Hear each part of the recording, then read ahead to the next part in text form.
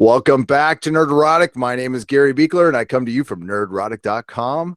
And it's a 40,000 subscriber celebration, everybody. And tonight, one single topic. Yes, I rarely do this, but I just felt like it because, well, it's my channel. So I want to talk about The Expanse, the best science fiction show on television. And I have a very special guest, my pal from the center of the earth, your Lord and Savior, Dictor Van Doomcock. What is up, my friend? Hail, Gary. Hail, Nerdrotic, and hail to The Expanse. I want to congratulate you on your 40,000 subscribers. That is absolutely awesome. And yeah, The Expanse is the best TV show available right now, and maybe one of the greatest science fiction TV shows of all time. And it's my pleasure to be here, my friend, and just kick the can around and chew the fat and talk about loving The Expanse. Yeah, it's going to be a big old love fest. There's no talk today about crappy sci-fi shows, which there's plenty of right now. Well, there's a couple I can think of, but they shall not be named tonight. We're going to talk about The Expanse. And we already got a super chat from Dakota Stanton. You know Dakota. And sure. $5. The Expanse will hold a special place in my heart because of the people on this channel. Right back at you, Dakota. You are the best. And hello, everybody in the chat. We got KZ Bay, Johnny Pappas, Daryl Rayner, Neff Champion, Action Figure Expert, Hozcat, How's Your Father? Adam, I just lost your name there. Adam Armstrong, Mary Ashmead and her wrench, Krish Persia and his new wrench. You like that shiny new wrench there, Krish? Chris Sebastian. Krish. Maybe I've been drinking tonight. No, I haven't had alcohol since the freaking early 90s. Well, good. I'm glad. Yeah. Knuckle V, Montana Horseman, Kilroy was here, Clay Smith, Gary Bell, and just a lot of people. Mark Lazarth, how's it going? John T. Net from Hong Kong. Hail, John T. Net. 400 Hong Kong dollars. Hail 40K and hail The Expanse. Oh, and hail Harvey. And hi, Doomcock. Hello, John. Good to see you, my friend. It's good to see Virtually John. speaking. Yes. So we have no news on when season 4 is going to come out. I suspect they might wait till fall, which that would be smart. We're getting this season 4. It's been a long journey. It's hard to believe that it's almost been a year since Save the Expanse. It feels like just yesterday that we were hustling and doing videos and trying to save the Expanse. And I guess there's a video out there. I forgot what the kid's name, but it's very good. He gives a rundown on just how what happened, the timeline of events for the Save the Expanse, which was pretty amazing. It's kind of television history, really. Belinda's here. I was waiting for you to get here, Belinda. Belinda's here, Doomcock. Oh, man, it's always good to see Belinda. She is outstanding and a great Expanse fan. She is. She can't stay, unfortunately, but wanted to say hello to Nerdrotic and Doomcock and everybody in the chat. Hello, Belinda. We love you. You're brilliant. She was a huge part of the Save Expanse, a very important part of the Save Expanse movement, and we love her for that. She's brilliant. Yeah. So, oh, man. So I know, how did you get into it? I guess that's a good place to start. How did you get into The Expanse, Doomcock? Oh, geez. Well, I came to it from Amazon Prime. I mean, it got posted and, I started watching it and I binged the first season and got hooked instantly. Sci-fi has not had the best track record with science fiction shows. A lot of what they do is schlock, and I assumed that The Expanse would be more schlock. Wrongly. And then I, actually, it was all there. It was sitting there. I was, I had some time on my hands. I started watching it and just got absolutely absorbed into it and became a huge fan. And then, of course, I was watching it as we went. And when I received word, the Jim Murray tweet that basically said, hey, Star Trek Discovery is coming to cart the sets and props away, I went apeshit. And I just absolutely, that's the biggest fucking reaction I've ever had. I went completely apeshit. I went nuts. And I posted several quick videos like emergencies, just ranting and saying that we got to save this thing. And thank God we did. And I'm just absolutely thrilled that we're going to get season 4. And I'm thankful to Jeff Bezos and Amazon and Jesus. It's a miracle, really. It really, really was. And yeah, he's a billionaire. Yeah, he's one of the richest dudes in the world, but I can still have a gratitude for Jeff Bezos in this, saving the Expanse, being generous enough to do that. I mean, I was talking about it on the counterpart thing. It's like that guy probably gets asked 50 things a minute. He's got so many people coming at him. So he probably sits in one of those sensory deprivation center, just for an hour to get some peace. And I do have sympathy for him for that. But that is brilliant that he did that. And what the fans, we've seen these fan movements fail. I just went through it with Ash versus Evil Dead, and poor Susan put her heart and soul into trying to save that show, and the fan community got split and lame, and there was a bunch of drama, and that just didn't happen with The Expanse because they're cool. Cool people. Thank you, Mary Ashmead, for $5. Congrats on 40K, Gary. So proud of you. Came in at 1,000 subs and saved The Expanse. Yay. Read the books first, then was so excited for the show. Read the books first and then was so excited for the show. That is a good way to come at it. I actually saw the show before I read the books. So how I got into it real quick was we used to do, when there was a lot more people on this channel, you'd think I drive people away, but I really don't. Sometimes they just leave. And it was Melissa and my friend John and Dennis. We used to do a show called Nerdrotic Premieres. So we'd all pick a show that's just starting out, and all 4 of us for like 15 minutes would review the show and then say, hey, we're going to continue on doing it, or this thing sucked. And most of the shows kind of sucked. But we got 2 out of that very short-lived podcast. We got Taboo, which I don't think we'll ever see a season 2 for that, but it was great. And The Expanse. And I've told the story before. I started watching The Expanse. I had to work the next day. I watched the entire season in a night and did not sleep at all. Went to work like a hungover druggie or something, and managed to do it. But so glad I did. I just somebody in the chat here says I came in at the same point, and that's good. Yeah, put in the chat like what was the moment that hooked you with the show? The chat, it just popped up on me. Okay, you can repeat it. I'm sorry, I lost the chat, but basically, whoever said this said when they blew up the Cant. And he didn't think they would do that. He was in at that point. Yeah. That was the brilliant beginning of setting up all these characters that were going to die. And we didn't know. They had the guy from, Breaking Bad and Sopranos in there. I'm blanking on his name right now. Mike. Mike. Yes. He was in it. So I'm like, well, he's going to be a character. We're going to see him later. And they built up all these characters and killed them. And you were like, what the hell? And you're like, I was in at that point. I'm like, okay, this is good. This is different. And I was like you. I thought it was just going to be sci-fi schlock. And it was something completely different. And then I did a little investigation, saw who was involved in it. Naren Shankar, who is a former Star Trek writer who was involved in Farscape. And we knew we were in for something different. And thank God it's on Amazon, because it is Game of Thrones in space. It is the best sci-fi I've seen since Battlestar Galactica. It's the heir apparent to Battlestar Galactica to me, anyway. Oh yeah, I think it absolutely is. It has the same high level of quality, same high level of acting, characterization, writing. It's just really a top-notch series, and I'm hoping that season 4 will be as good as 1 through 3. It should be. It'd be very different.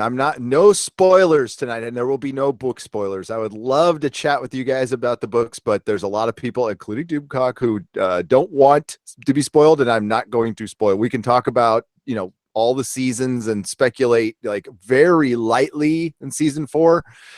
Not telling you guys what to say in the chat, but let's watch out for others. But it will be very different. Not in the way that other people say things are different. I don't even want to say the guy's name, but it's going to be different in a good way. It's going to be very expansive, we'll say. for lack of a better term. Got some super chats here. Johnny Pappas, what's up, dude? What's up, homeboy? $1.99 OG from San Diego and classic super chat from days gone by. That's right, the $1.99 limit. I remember those days. Wasn't that long ago, Johnny. It was just a year ago. Thank you so much. Nicholas Glenn is here, $4.99. DC, what happened to your live stream last night? That's quite a story. You get your computer or your problem fixed. Gary, congrats on 40K. Keep up the great work. Thank you so much, Nicholas Glenn. I'll let you answer that, Doomcock.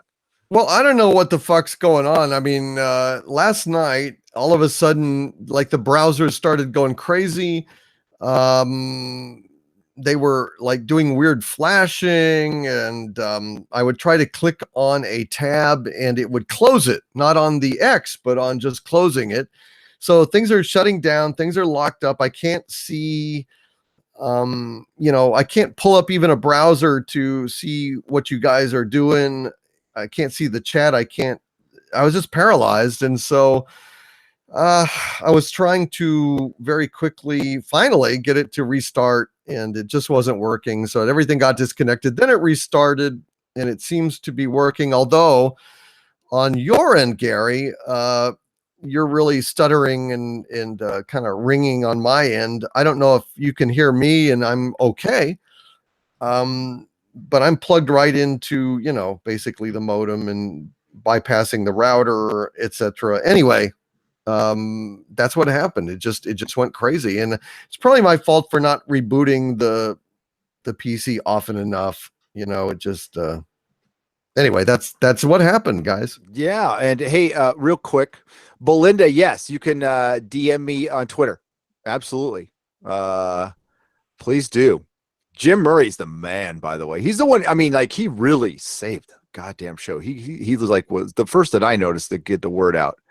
And I'll tell the story about how I believe I went and looked. So I'm pretty sure I was the first person on YouTube to go live and talk about the Expanse being canceled, because like it was, I did it within minutes of that tweet going out. How is the stream looking, everybody? Because I don't really trust what they are telling me right now. So started watching about 2 days ago. I'm 3 episodes in. Kilroy was here. Thank you for the $2. That is great. When does season 4 start? CB Spock, I do not know. I'm gonna guess fall. I'm gonna think September, October. Yeah, that's my guess. That's probably about right. Yeah, I wouldn't release it in the summer. Coming in loud and clear. Okay, that's good. That's good. That's good to hear. As long as Doomcock can hear me. The beard looks fine. Hey, awesome. I'll give it a little comb just for you, John Tinette. There you go. I don't have my switchblade comb right now. Sorry. Man of Action wants Harvey. Not quite yet. We have to wait at least for the Expanse, my friend. That's brilliant. So the Save the Expanse thing, man, that was incredible. That night I was streaming on Comics Division's channel, and we were talking about comic books, and that the weirdest thing is during that stream, Doomcock, we started talking about Comics Division's a Farscape fan, and he's like, man, and I talked about how I'm just getting into Farscape, and it was about the same time you were, and because of Viking Bitch, and yeah. He said, oh, you're so lucky you didn't have to go through the pain of that getting canceled. It was horrible. And I'm like, oh, that really sucks. And man, life comes at you fast. 20 minutes later, I heard the Expanse was canceled, and I had just on a whim checked my Twitter messages, and a couple people have been trying to get a hold of me, and I was like, oh, I'm going live right now. They're right this second. And I fired it up, and next thing I know, that video got 60,000 views, and stuff started going out there. And this was when my channel was at 1,500 subscribers or something like that. So it was our first really big, video, and it was great. Oh, it would have sucked if the show ended the way it did, and that would have sucked. So, and I was trying to be not so mean to sci-fi, and it turns out it really, sci-fi sucks, but it wasn't entirely their fault. It was just the way the contract was written.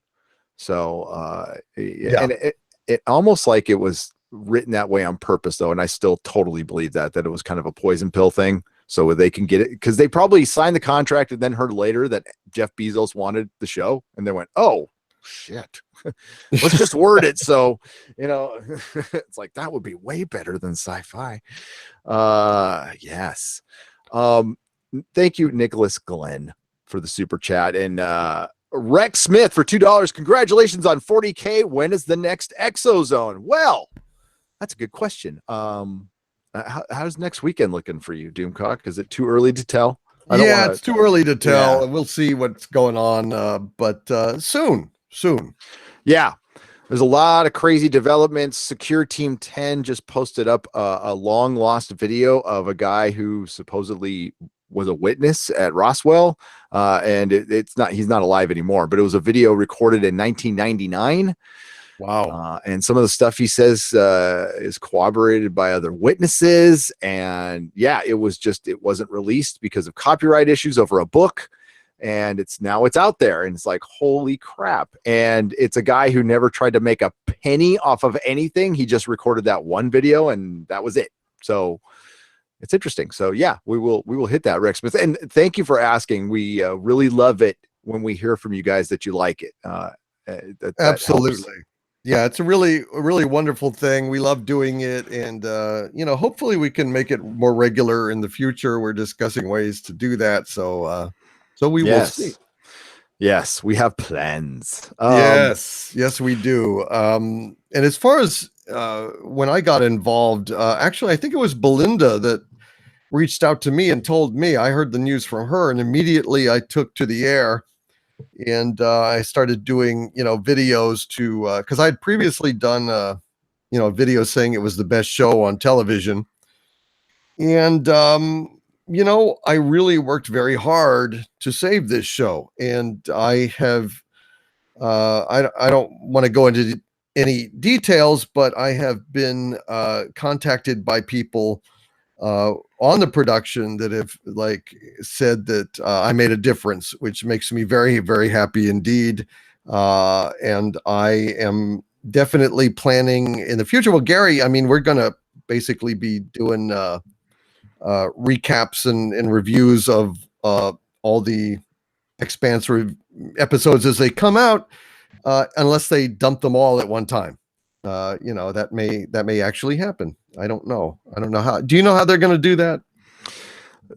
I don't. Cass Anvar put out a tweet kind of throwing it up, running it up the flagpole, and most of the people I saw said weekly. And I agree with that. I think it would be a mistake to do that, a huge mistake, because they would lose tons of free advertising. They would have you and I doing one, maybe more videos a week. I committed. I said, if you drop it once a week, I'll do 3. I'll do 3 videos a week, counting the one I do with you. And I'll talk this show up. I will shill hard for this show because I like it. Absolutely. But I haven't heard yet. Well, I suppose we'll find out soon. But the one thing this show is, it's drama free, and it's very communicative with its fans. Mm-hmm. And it tells, hey, it's very connected with the fans, the actors and the writers' room and stuff. And that's good. I get zero love. I don't know if I made any impact on the Save the Expanse other than you find people here in the chat, and that's all I care about was the fans. But I understand why. I was talking about this on the counterpart thing. I understand why writers' rooms wouldn't generally want to reach out to me because I'm a little critical of other shows. So that's fine. I don't take it personal. So, and I understand why they don't. I get it. They have to, there's other places they got to work, and that's just the way it goes. Not going to change a thing though here for me. Fan Addicts of Film, $5. What's up, guys? How's it going? Love the Fan Addicts of Film. $5. Ash vs. Evil Dead was a tragedy. It certainly was. At least we got 3 seasons of it. That's right. And the first 2 seasons were genius. John Zaccaro for $10. Thank you. Congrats on 40K. I enjoy both you and Doomcock's webcasts. I love The Expanse. So well done. It's the top 1% of all TV. Thanks again, guys. No, thank you, John. Thank you. It's an easy show to talk about. There's a lot going on. And yeah, I'm just you know, you see other cast members going other places, even though the show's picked up, makes you kind of worry. Like Fred Johnson, do you know Fred Johnson's on the Orville? Oh yeah, he's Yeah, Clyden, he's which is Clyde. bizarre. Totally bizarre. Yeah, when I look at that, it's just weird, and now I can't unsee it. Like ever since I I know. realized it, it's like, oh Jesus Christ. And I thought, you know, this last one, maybe they were gonna, you know, finally. I mean, look, Clyden's on the way out. There's no question about it. Bortus has no love for Clyden anymore, especially after what happened in this last episode. And I think there's a dagger in Clyden's future and/or chest. And I just don't think. I don't know. Maybe Fred Johnson needs to go back to the Expanse. Fred Johnson. Fred Johnson. Fred Johnson. Holden. He's very stern. Oh yeah. Yes, yes. I like his Fred Johnson though, because well, Fred Johnson, you know, he's an important character. I'll just leave it at that. Oh He's yeah. a very, very important character. He has one of my favorite lines, which isn't. I'm going to paraphrase it because I don't remember it, and it's from the books, but it's not going to spoil anything. And they were just talking about, you know, politics, right? And it's a line I love to use, paraphrased, of course, where it's like, my politics haven't changed. The politics around me have. I am the same, you know, and it's and that's how it goes in the book, you know. It's crazy. And that's how well thought out the book is. But Fred Johnson, yeah. He's awesome. And Dawes, you know, I mean, my God, it was such a great cast. All of them are fantastic and work very well together. You know, there isn't a weak link on the show, and that's rare. No, it had that great and oh man, that would be a spoiler if I talked about it. But Dawes is, I don't know if he's going to be in it, but he's Richard Harris's kid, right? Right, Jared Harris, who Yeah. was on Mad Men as well. He did a fantastic job on Mad Men as well as The Terror on AMC. He was Captain Crozier, and really a good job. The Terror was not as good as the novel, not even close. I mean, they kind of eclipsed it in a weird way, and it was kind of a disappointment, but he was perfect. His casting was fantastic, and Jared Harris, top notch. Absolutely. He's so good, and I don't see him in enough things. He gets kind of typecast. I still, and I know there's okay, I'll admit it a little bit. It's because of my kids and audiobooks. I got into Harry Potter, and I think he would have been a better Dumbledore than Michael Gambon. That's just me, because, you know, his dad played the first one much better. And I don't know, I like wizards, but I do. God, I was just talking to I can't say. I was just talking to somebody. We did a big old long thread on Facebook geeking out about Excalibur. I love that movie. Yes. Such a great movie. Nicole Williamson was the quintessential Merlin. Yeah. Oh, really was. Really was. What did he showed up in? Was he in Spawn? He was Sherlock Holmes in the 7% Solution. And I don't know what else Nicole Williamson has done. I think he was in the Spawn movie. I think he was. In what? In the Spawn movie. I don't know if Spawn had a. I never watched the Spawn movie. Oh, great soundtrack. Bad movie. Yeah. Oh, dude, look who is in the house. Geeks and Gamers just drops us $20 and doesn't say anything. What's up, Jeremy? How's it going? Hey, Jeremy. Hey, hail, Jeremy. What's up, brother? That is brilliant. Thank you, sir. You could ask a question. Didn't have to drop a super chat. That's very generous, my friend.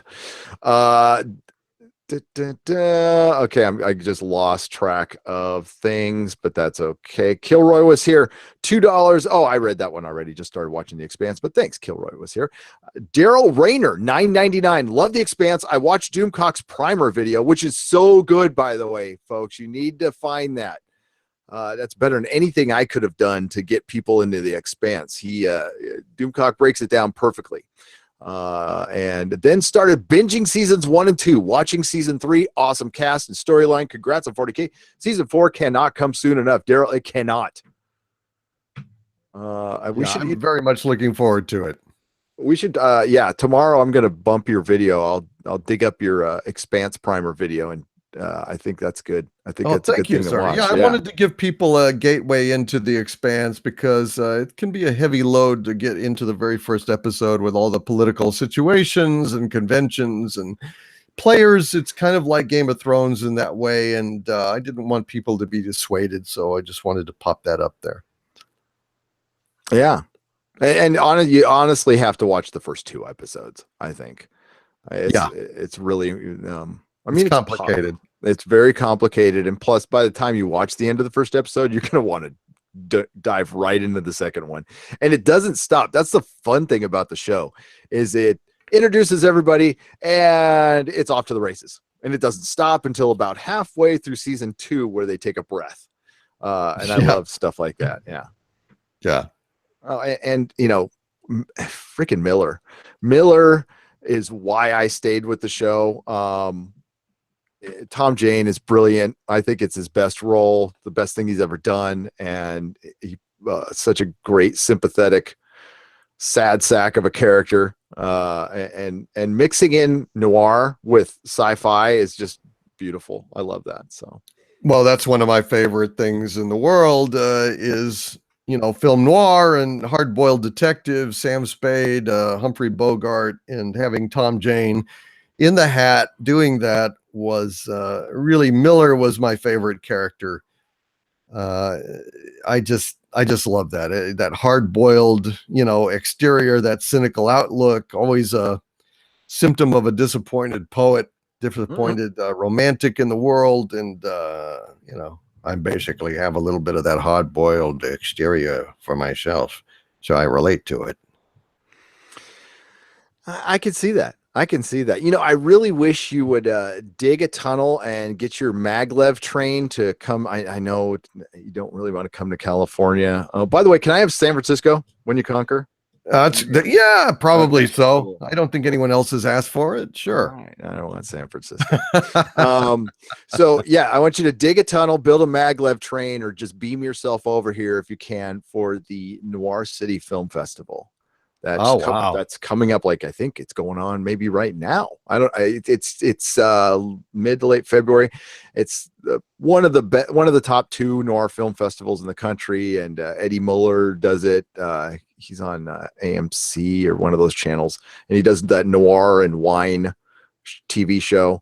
Noir and wine. It's like, yeah, they drink wine. It's such a Bay Area douchey thing. I mean, kind of, but they drink wine. Wine. I know. Exactly. It's supposed to be like noir and whiskey, right? But yeah, I mean, it's it's bourbon, scotch, whatever. Yeah. When Bogart says to Ingrid Bergman, sorry about last night. It was the bourbon talking. As opposed to it was a mean Pinot Noir I had that night. It's the Zinfandel. There was a heavy rain falling, and the Pinot Noir was falling hard in my apartment as I quaffed it down by the carafe. It doesn't work. It just doesn't work.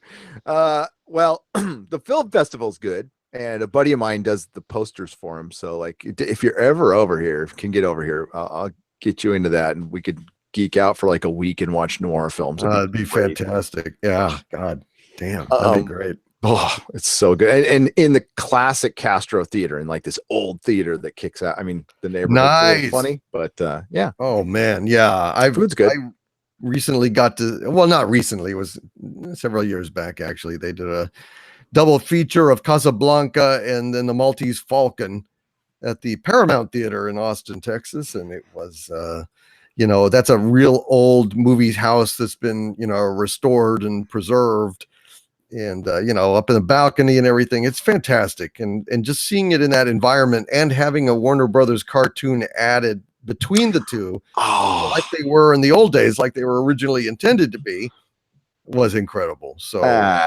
Bogart double feature, what could be better than that? His 2 best movies, I think, the Maltese Falcon and Casablanca. Yeah, and a Warner Brothers cartoon in the middle. That's heaven right there, man. Oh man, you haven't seen Casablanca till you've seen it with a crowd, because I mean, it's a genuinely warm, dramatic, funny movie, and just hearing those lines you've heard a million times get fresh laughs is just fantastic. That's cool. I never even thought about that. That's really cool. It really is. It was quite a different experience because I'd seen it countless times before I saw it at the Paramount. I'd never seen it. I mean, I've only seen it on TV and video and everything, and finally got to see it in a theater. It was fantastic. And Maltese Falcon, same thing. Jesus, that is the best damn movie. Heavy. What is this? The stuff that dreams are made of. God, great line. Don't be foolish. You're taking the fall. You know? Yeah. He talks about, I don't want to do it. Listen, I don't know if this will make any sense to you, but when your partner gets killed, you're supposed to do something about it. It doesn't matter what you thought of him. He was your partner, and you're supposed to do something about it. If you don't, it's bad business for detectives everywhere. It's just great. They'll start plucking off partners. We can't have partners getting plucked. Daryl Rayner. Oh, wait, did I miss one? Hang on. I'm on episode 3. I'm going to repeat this just in case. I don't want to miss one. So Kilroy was here, $2. I started watching about 2 days ago. I'm episode 3 in. Gotcha. Daryl Rayner, love The Expanse. I watched Doomcock. Okay. And now we're at Justin Doyle, $2. Gary, congrats on hitting 40,000. Thank you so much. It's weird. I get speechless about that because it is so incredible that this thing worked that I did not expect in a million years to work. I just did this for fun. I started it for fun. It filled a hole in my life. The podcast, I had just sold my comic shop. I was really down in the dumps. I had to do it. It was the right thing to do. Doesn't mean I have to be happy about it at all. And I was not. I was completely depressed. And so I needed something. I needed to talk. The thing I missed the most wasn't even the business with Diamond or the actual comic books. It was the customers coming in and just doing this. I got to do this every day. And it was great. Just the personal connection. I'm a social creature, and I missed the hell out of it. And at first it was just, me and Dennis, me and John, and me and Melissa, me and my son. My oldest son actually was my co-host for my very first podcast. Nice. For doing Doctor Who. And I had a cold, and it's on the website. But we were just talking to ourselves for the longest time. And now that this has happened, it's, and that was, believe it or not, 5 years of work getting up here. So it's not unlike Jeremy's story where he was grinding on the website for a long time, and Doomcock's doing it now. He's succeeding way faster than I did. It took us, again, 5 years to get to this point. So, and he's doing good for a year. But by the way, can I just insert, we need, subscribe to Doomcock if you are on the fence about that. Really one of the best channels on YouTube. My favorite YouTuber.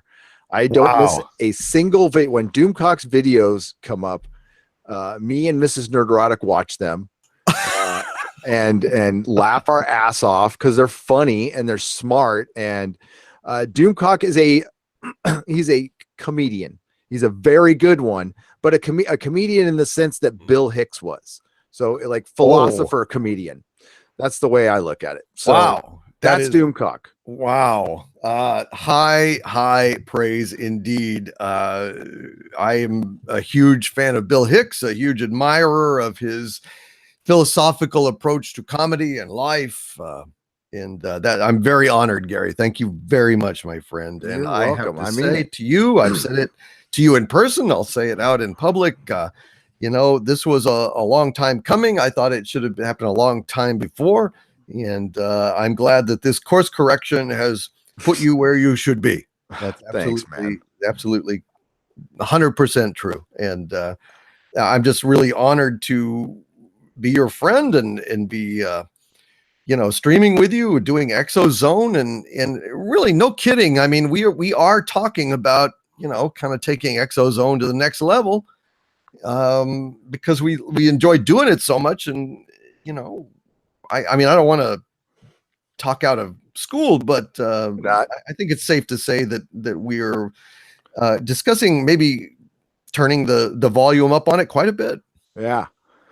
Oh, it's honestly, doing that show's a dream come true.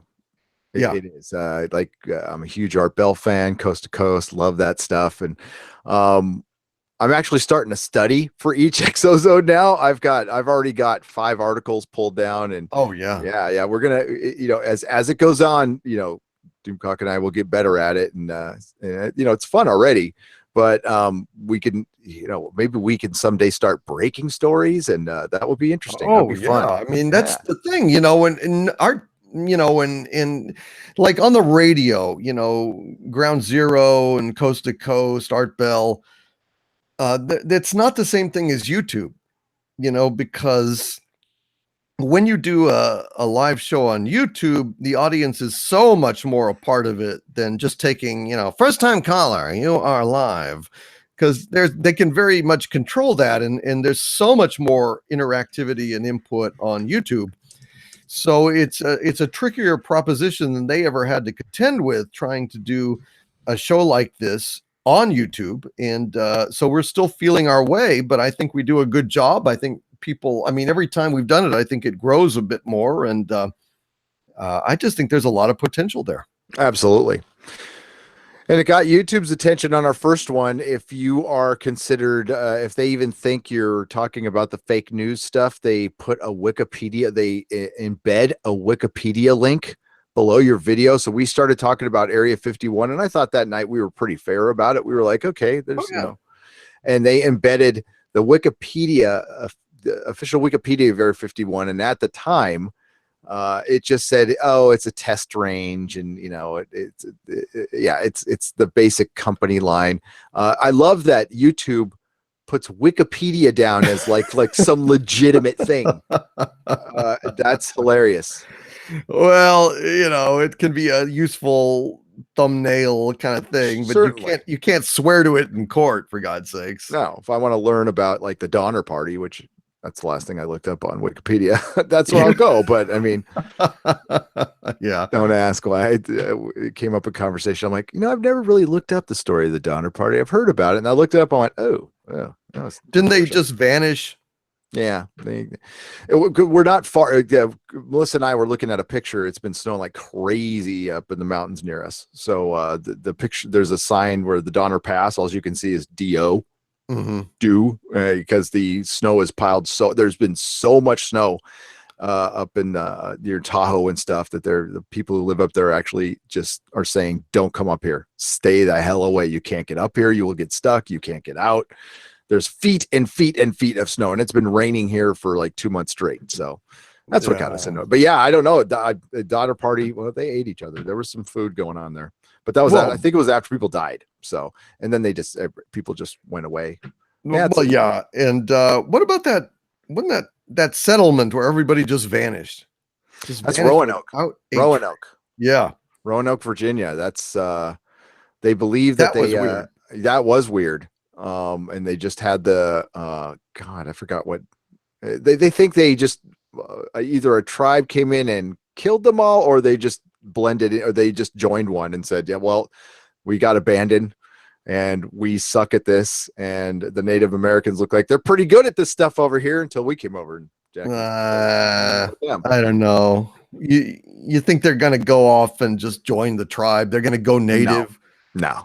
Maybe one or two. I think most of them just died, or you never know. Something weird could have happened. Bodies? I mean, there was nothing. It was just gone. I don't know. It may be, maybe it's an exosome. Maybe Dave Polides knows where they went. Missing 411. Maybe that was the first missing 411 that we know about. Oh, there we go. There we go. Or maybe they were batch consignment of components. Do you know what I'm talking about there, Gary? No. I'm talking about the dreaded Alternative 3. Have you ever heard of Alternative 3? No. Why have I not heard of this? Wow. Well, we will have to discuss that. And essentially what it was a show, a episode of a documentary in England, in the UK, documenting a so-called brain drain where scientists were going missing. And essentially, by the end of the episode, they had said that there was there were three alternatives that the government were considering, and because it was essentially asserted that life on Earth was doomed eventually because of overpopulation, pollution, what have you. And basically the idea is that they had bases on the moon and bases on Mars. They were abducting people. The scientists were involved in this and had basically gone off-world, working on these bases and the technology necessary to establish them elsewhere. And people were being taken off-world, vanished, and they were referred to as batch consignment of components. Wow. And that's where they So- got the Epstein drive. Yeah, there you go. That's how we got the Epstein drive. That was cool. That was definitely sad. look into that. That's weird. Yeah, look, we'll have I'm to looking at talk it right about now. that. I didn't know that you hadn't heard about. No, hey, about I that can one. learn something new every day. Gosh damn it. Hey, now the stream health is good. That's great. Good. Okay. Yes, I see you very clearly. Exozone is soon. Yes, we love the Exozone. Let me get back to super chats, and then we'll talk more about the Expanse. We do have some casting we can talk about. Well, of a great character, Adolphus Mertry. Yes. Is I think perfectly cast, but we'll talk about that in a second. Static MM, $20. Holy crap, Oli! I just watched Disco Ovary and the first Ovary and the first three counterparts. Holy crap, Oli! Counterpart is good. I'm sorry, it's over. It's God, that stinks. That stung making the thumbnail today, and I'm like, this is my last counterpart thumbnail. I'm very sad. That sucks. Yeah. Yep. There's no saving this show unless Bezos, like, again, wants like a lost leader and something that will, if it got some Emmy love, I think it would still be around. But I can't believe I don't know why it didn't. Yeah, JK, J.K. Simmons done the best acting job of the past couple of years. I mean, he was brilliant. He was brilliant, and the last episode, he was what came shining through in the episode. Yeah. Heard about the Expanse from an article right before The Force Awakens was released. Described it like Game of Thrones in space. I binged it on Amazon, just like Lord Doomcock says, fan addicts of film for $10. Thank you for the $10. Static MM, by the way, thank you for the $20 super chat. I did not acknowledge that, and sorry, that's awesome. Thank you for the donation. We appreciate it. I will be getting to the chat. Super chats are definitely not necessary. They are appreciated, but if you want to get my attention in the chat, just hit @nerderotic, and I will get your attention again. Geeks and Gamers, thank you very much. Fan addicts of film, thank you very much. Nicholas Glenn, $4.99. Doomcock, do you need me to ship you a new computer? Are you going to be getting to all the missed super chats when are reached, and your predictions on Captain Marvel opening? What are your predictions on the opening box office for Captain Marvel? From Nicholas Glenn. Thank you, Nicholas Glenn, for the $4.99. I'm sorry. Yeah, well, I'm going to make a video to get all of those super chats and answer them. So I will be doing that separately and just post that. Just like we did that time when both of us mysteriously got cut off of Exozone. Yes, we both of us got in radically time. different parts of the country. We got both severed, which was absolutely bizarre. So yeah, that's what I'm going to do. I'm going to go ahead and record answers to that. I hope that I don't need a new computer. I'm praying and hoping. I'm on it right now, so it seems to be doing okay. I think that basically I just I have a bad habit of being busy, and I just put my computer to sleep instead of rebooting it periodically. And I think it just finally said, "Fuck you," and so I gotta get rebooted. And so that's essentially, I pray that's what happened. As far as Captain Marvel's box office goes, it keeps plummeting.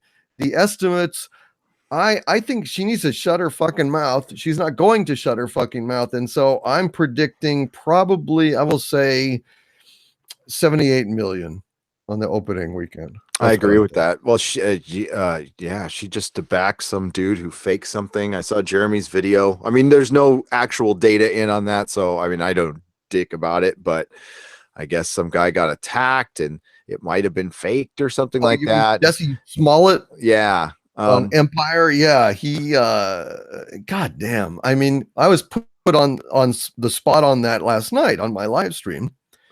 And I said, Jesus, this is one of those things where I don't know what to say.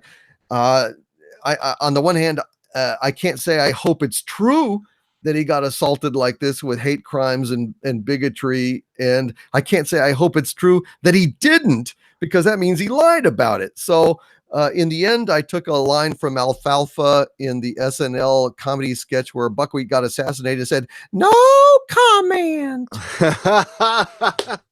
But yeah, if that happened, if he did fake it, then that's absolutely despicable. I mean, that's like a hate crime in and of itself. That is stirring up a lot of horror and angst for the country to further your own career, your own social media presence. That is despicable. Yeah, it's double true, despicable. If true. Yes. I mean, because I mean, that just minimizes all the people that actually get stuff done like that. When you cry wolf on something like that, you betray all those people that are suffering that kind of thing. Although, thank God, that stuff doesn't happen a lot. It used to happen a lot more than now, and thank God for that. Yeah, and that's what progress, not perfection, is my favorite saying in recovery. And in this, in this country, things have improved greatly just in my lifetime. So some stuff has gotten worse, like certain television properties, but some stuff has gotten better. Okay. So I mean, like, you got to take the good with the bad. That situation, though, that Jeremy did a great video on it. I think Jeremy covered all the bases he was supposed to and does what he does. And that's how I found out about it, was through Jeremy's video. So please check it out. But that's where it's in my video about Bree, I said, if she stopped right now, just turned it and said, I did the best I could on Captain Marvel. I really hope you check it out and have a good time.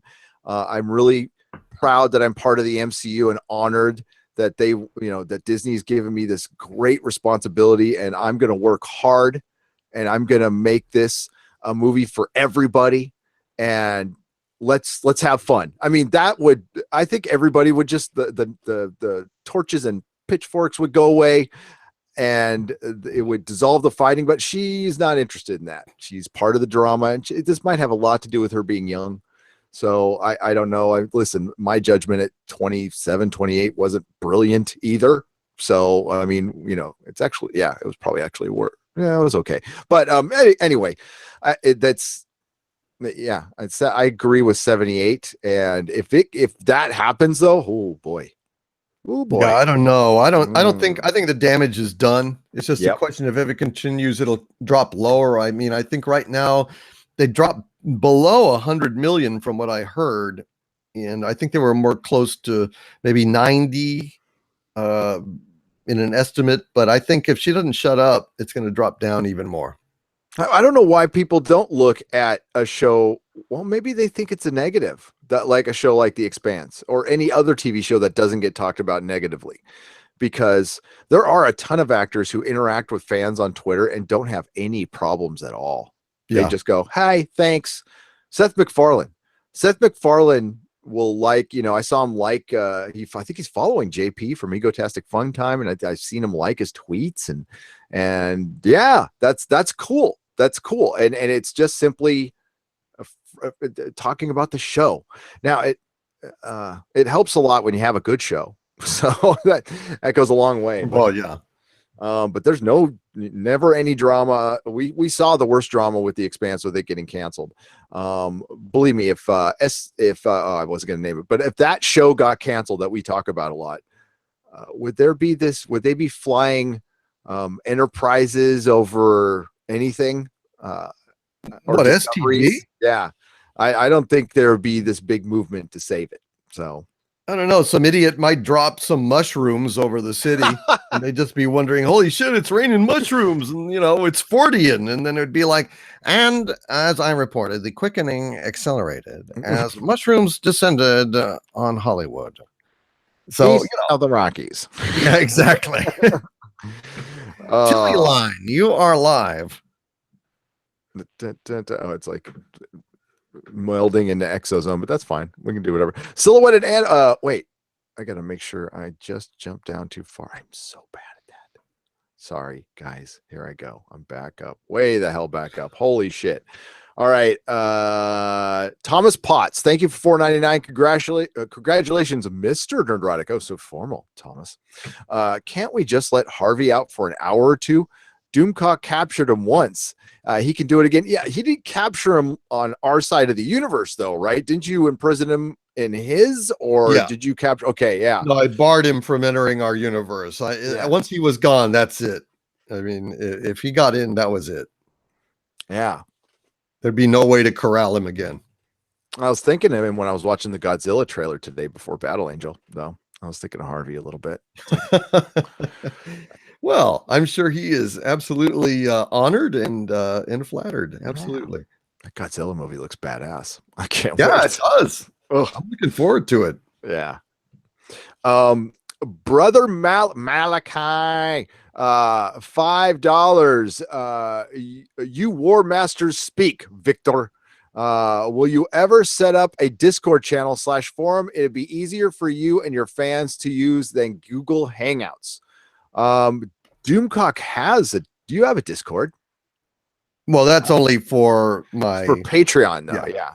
I had one, Brother Malachi, but unfortunately, it's one of those things I just don't have time for. I wish I did. And I set one up and I just don't have time for it. Again, I wish I did, but I do not. So I don't think it's I don't think it's going to be around longer unless I can be talked out of it. But the problem with that is full transparency here.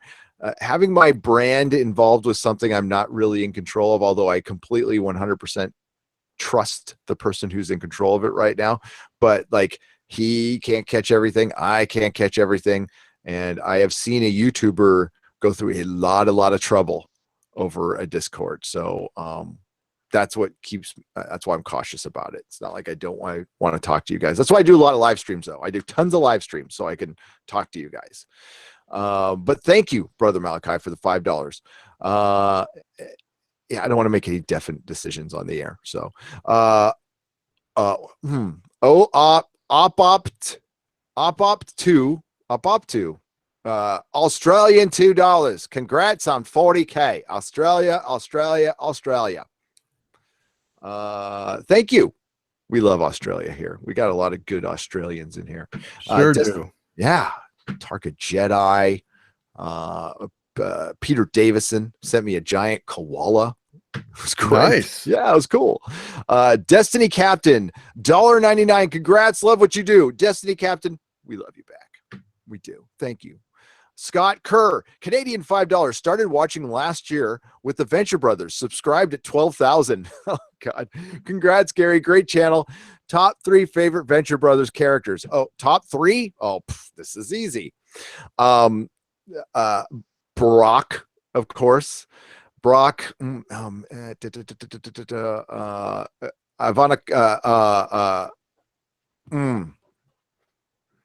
I've got to think about this. Not as easy as I thought it would be. Dr. Orpheus is number 2. And, I like Rusty. I actually like Rusty.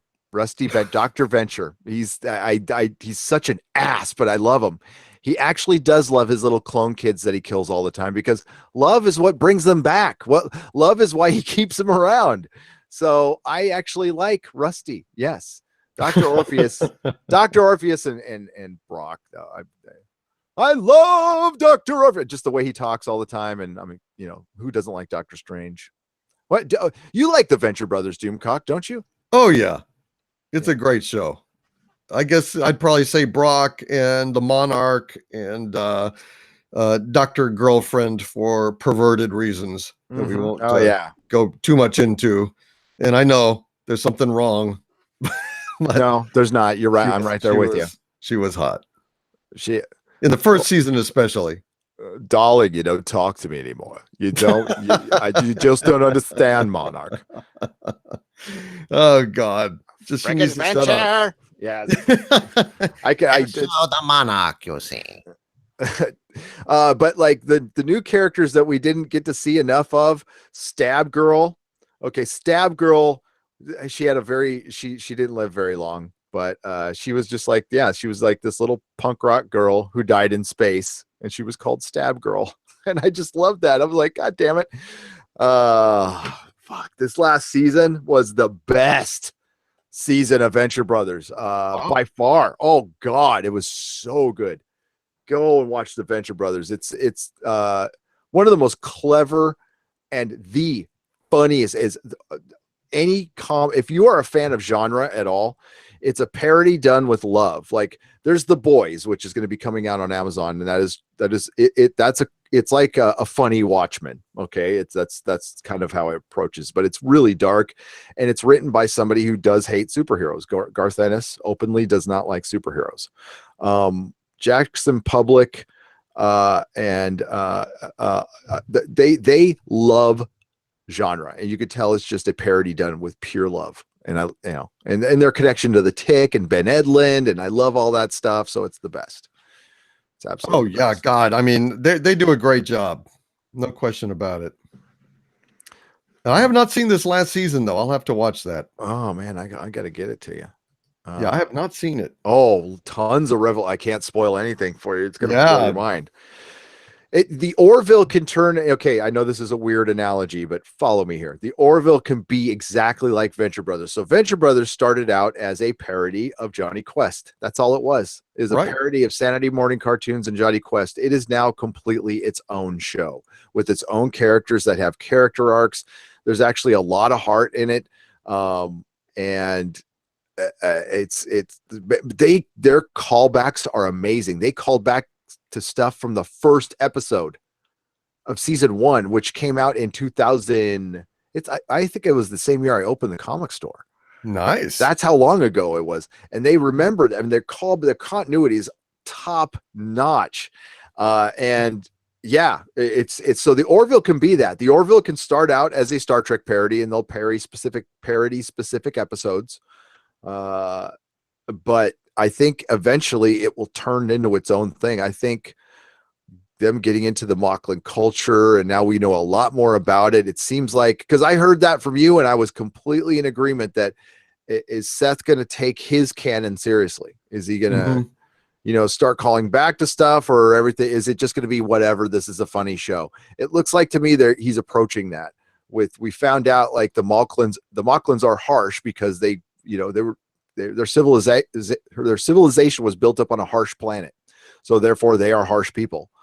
Yeah, that totally makes sense, and I think he's done a pretty good job. I mean, he's gone a little too far into the relationship aspects of things and kind of let that carry whole episodes instead of letting it accent episodes.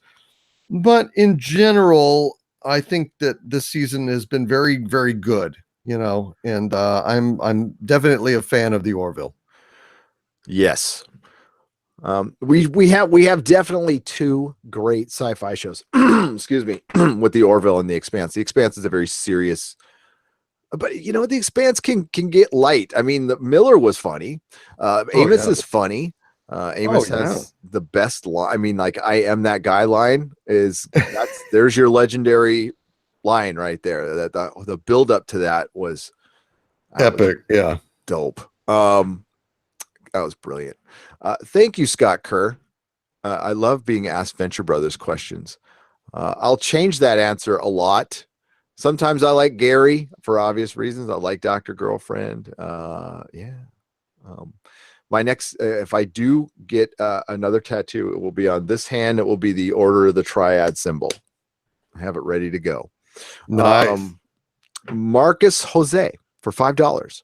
Hail, love when you two work together. More than makes up for yesterday's stream. Doomcock's stream yesterday was awesome. I'm just getting into season 1 of that's great. Marcus, that's brilliant. Getting one of the Expanse now thanks to Doomcock. Doomcock has made a potential Expanse fan, but I think you're going to love it. Oh yeah, absolutely. And by the way, I've learned this myself. His last name is pronounced Jose. Jose, okay. Sorry, bud.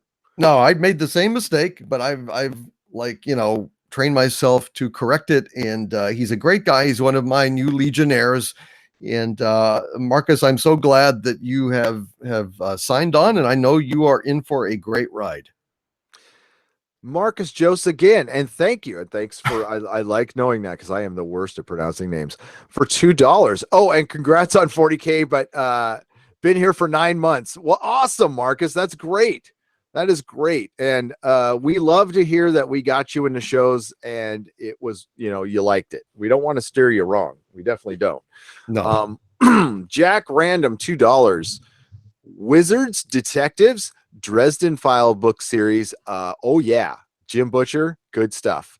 I actually liked the TV show when it was on. It was kind of schlocky sci-fi, but I enjoyed it. I thought I'm forgetting the guy from Arrow was in it, played Harry Dresden. I don't know if you're familiar with the books at all by Jim Butcher. No, I haven't read the books. He's a wizard detective, and they're pretty good. I gotta say the books are good. The show was good. Some books are better than others, but it's like a good, fun, light read. And yeah, I met Jim Butcher, and he's a nice guy. He was so I had a booth next to him at Con one year. Oh, nice. So, yeah. He wrote a Spider-Man and Black Cat book that I liked. I might have been the only person who read it though.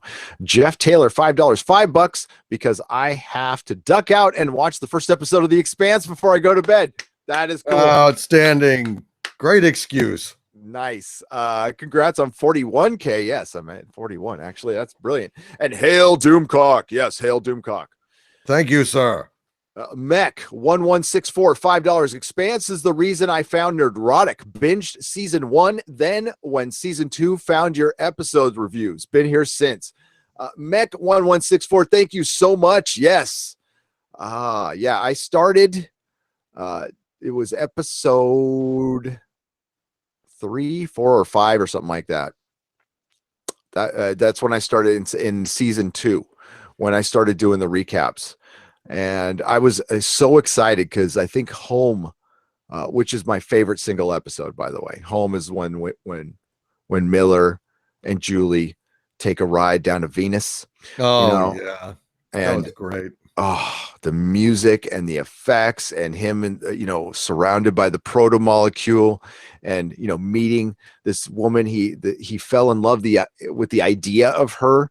And it was a deeper than like a sexual love. It was almost it was much deeper than that because through his journey I just love a redemption tale. Okay. Through his journey looking for her, he found his soul again, or maybe for the first time. And he found it at the time of his demise. And it's a really beautiful story. It's great. Really well done. Yeah. So yeah, that was the first video we got like 100 views on. I was like, yes, I'm making it. I'm doing it. Okay, Mr. Twisted 72, one of my new wrenches. Congrats again at Nerdrotic and in appreciation of my mighty wrench. Thank you. Oh, back at you. My poor wrenches were last Friday were overloaded by a bunch of friggin' trolls. So, but Mary whacked them. She's brutal. You think Mary's all nice and sweet. Man, she had her axe out. No, she is awesome. Yeah, she is. Brother Malachi for $2. Yes, because Wikipedia is unbiased. Get real. I know they're so unbiased, like Snopes. I love that the thing that's supposed to check if stuff is true or biased or not is totally biased. Chris Persia, Canadian $2 and another new wrench. Congrats on 40K. You're one step closer to 50. That doesn't seem real. He's at 41K, by the way. Thank you. Yeah, that doesn't seem real at all. That's crazy. I gotta say, I get inspired a lot by other YouTubers. It's weird. I don't get jealous of any of you guys. Like when you guys do good, I love it. I genuinely do. It's like rooting for a friend to succeed. I want to see Doomcock get 1 million subs. I think honestly, his channel, his production value, the way Doomcock's, is, well, he's smart. He's smarter than me. Like, he's read a book or two. He probably finished school. I didn't. I am a dropout. So, and yeah, I can't wait till you get there. You'll get there. I mean, zero doubt. So, thank you, sir. When it happens, I'll be the first one to congratulate you, man. Well, I appreciate that, and things are going very well for everybody, and I couldn't be happier with it, dude. Seriously. Yeah, it's brilliant. And I got to meet, new people. Got to meet Oh, Jeremy. yeah. Jeremy's cool, man. I know like on his videos, he's, like rightly so, piss and vinegar, which is great, and I like it. That's what I like. But really nice guy. Really nice guy. So was Jeff. So was EVS. They're all nice guys. That's why we all get along. Rolocat, 2 pounds. Congrats on 40K. Enjoying the ride, and hail Doomcock. Hail. Everybody hail Doomcock. Little hail for Doomcock. Hail Rolocat. Hail to the chat, and hail to Neurotic in the Expanse. Thank you, guys. It's awesome to be here, dude. Seriously. Hail the Expanse. God damn it. I love it. Silhouetted Animator, $5. What is your favorite alien species from real life witness sketches? Oh, wow. I would have to say the Nords from Zeta. I think it's Zeta Reticuli. The big I actually, this is gonna be the Nords. They're Nords. Are they called the Nords? The blonde ones. No, I think Nord, those are from the Pleiades. I think Pleiades. Yeah, the Greys are the ones from Zeta Reticuli. Oh my god, if I'm not mistaken. I could be wrong. No, I think you're right. I think I get them mixed up. So Nord alien, because there is, well, okay, back when I was one of the first things, they used to only had like 14, and now it's gotten like 87 alien species, and now that everybody's pretty convinced that the Greys are just drones, and there's different sizes, and I kind of believe that. Different configurations. Yeah. Perhaps. Yeah. Okay. So the Nords, you're right. They're from the Pleiades. Yes. That is my favorite one, because you know what they look like? You've seen Hellboy 2, right? They look like the elves from Hellboy 2. Yeah. That's pretty much what they look like. And a million years ago, I based a superhero I made up, and I did a comic book, and I'm never going to show it to anybody. But I based my superhero on the look of the Nords. And yeah, and he's supposed to be kind of a Frankenstein Nephilim kind of thing. Yeah, it was the 90s, folks. Okay, it was the nice. 90s. Yeah, I like that. Yeah, the comic book was called Dark Legion. Yes, I actually have that trademarked and copyrighted. So wow, holy shit, nice. Yeah. But what about you? What is your favorite alien species, Doomcock?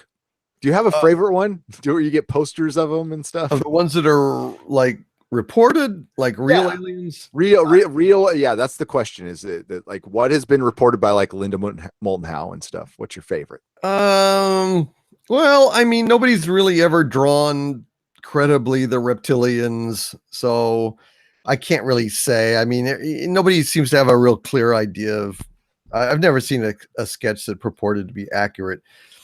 And of course, the giant, praying mantis-like aliens that allegedly control the drones, the Greys, are pretty interesting. But again, they seem to be elusive. So I'd have to say my favorite is probably the Greys. I mean, they just they're iconic. They're streamlined. They're simple. The other day I was seeing this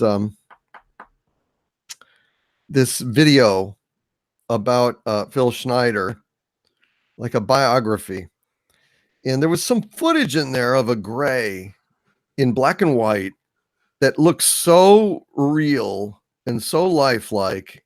It was freaky. It was the damnedest thing I've ever seen, and I just wonder, I mean, could it be real? I don't know. All these things have been fakes so often, but when I saw it, I'll have to find it for you and point you to it, because it was amazing. I have to say, it was blinking, it was moving, it was incredible. Did it look like old footage or new Yeah, footage? Okay, yeah, that's it the was one. black and white, but it wasn't anything I'd ever seen before. Oh, that's the one I was talking about. So there is a couple of places on YouTube where I mean I think it's fake, but it's just really really really well done. Really, really well done. And it's that alien in an interrogation room, and that's why he's blinking and he's kind of and it looks like World War II kind of footage. Yeah. There's also another one of him walking with a bunch of officers. Have you seen that one? No, I've not seen that. Oh, That's interesting. I'd never seen either one of. Well, I've seen the interrogation one. I haven't seen the walking one, but this was different. This was the head was much larger than usual. It was eerie. It was eerie. The eyes were smaller. The head was larger, and just the way it was moving and the blinking of the eyes, it was so convincing that it freaked me out a bit. that's brilliant. There I'll it have to is. send it to you. Right there. I'll have to confirm it was that video and then send it to you. Okay, now this was KGB footage. That's right. It's always the Oh, KGB. okay. It's always the KGB. And now my connection's bad, but this is supposed to be. It's usually pretty good. Yeah, that's it. That's the same one you were looking at. So that's supposed to be Russian, and yeah, like the way it blinks is so well done. Whatever it is, but man, those discs over the crop circles one you showed me, I'm pretty convinced on that one. I'm like, ooh, that was good. Who? I mean, why would you fake that? I don't know. It was really amazing just how that just appears. That's They've good. just like these little orbs are moving and then boom, it's there. That was amazing. I'm sorry. Look at that video. It's like that again. The alien one. I'm gonna say it's fake, but it's just really, really well done. Some very talented people did that. My compliments. But yeah, the Nords. Yeah, I want to say I'd like the reptilians because I'd imagine they look like the Gorn or the lizard, my Meagle lizard action figure. That's how I kind of imagine how they look. Well, yeah, reptile's a reptile. Reptile's a reptile. I don't know. I'd like to see. I'd like to see what they actually look like if they're real. But the descriptions are too vague, so I can't really say. I'd say the aliens. The great. Yeah.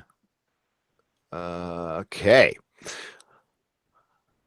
41K because roll of cats. Okay, there we go. Thomas Potts, $1.99. Ever hear of Dyatlov Pass incident in Russia? The Dyatlov Pass incident in Russia. Yeah, I have heard it. I can't remember what it is. I'm kind of fried at the moment. The Dyatlov Pass. It's the single creepiest story they've ever put on Ancient Aliens. Like, it's creepy. Yeah, isn't that like there's a narrow pass and people were going into it and yep. They got microwaved, right? They got microwaved. So some geologists, some Russian hippie, it's like the version of Russian like hipsters and hippies. They were in their 20s and 30s. Oh, okay. And there was these geologists, and they went on a hiking trip, probably to have a little bucka bow wow, while they're camping, and doing, like being geeky geologists. Yeah, we're gonna go look at rocks, have some sex. Let's do it. Sounds fun. Okay, so they go up there and they go camping. They don't come back. They send a search party, go up there. They find the bodies. Sorry, this is a very Expanse talk, but it's creepy. It's on Ancient Aliens, and that's how I heard about it. And I looked it up, and it's like legit creepy. Okay, so they found the bodies, and it's not the big deal that they found the bodies. It's the shape they found the bodies in, because it was. And they have pictures of this. It's horrific what happened to these people. They cut their way out of their tents. Like, they took knives and they didn't take time to unzip their tent. They like, I'm so the F out of here right now. I'm cutting my way out of it in the middle of blizzard conditions, basically. Oh, right. In their PJs. And when they found some of the bodies, they were aged. They were microwaved. It was like somebody put a body in a microwave. They had horrifically broken bones. Like, they were crushed. People were missing their lips. One person looked like they had aged 30 years. They had gray hair, like weird, like some radiation was happening. Now, if you really want to go straight into woo-woo land, in Dyatlov Pass and in that area, there's a thing called the Russian cauldrons. The Russian cauldrons are supposedly an ancient device, an ancient Earth defense mechanism that shoots down asteroids or anything that would threaten Earth. And there are these giant cauldrons that are basically a big laser beam. They have been seen before in the 1800s. People went down, and they're just these giant metal structures. Now, I am just passing on what I have read in my little woo-woo sites. There's also I think the mountains are called. I think it translates. It's something like the place of the dead or something like that's what the natives to the area call it. Like the place, basically. We do that all the time. We go to the native species. Hey, what's that place called? Where white men die. Oh, we're gonna go there. Okay, let's see you later. And it's like, but dude, I just told you it's the place where white men die. If you go, I don't care. You silly native people, go up there and then get microwaved. So how quaint. Well, we must go and see this, mustn't we, Sheldon? Yes, we must. Let's go. Good show, sir.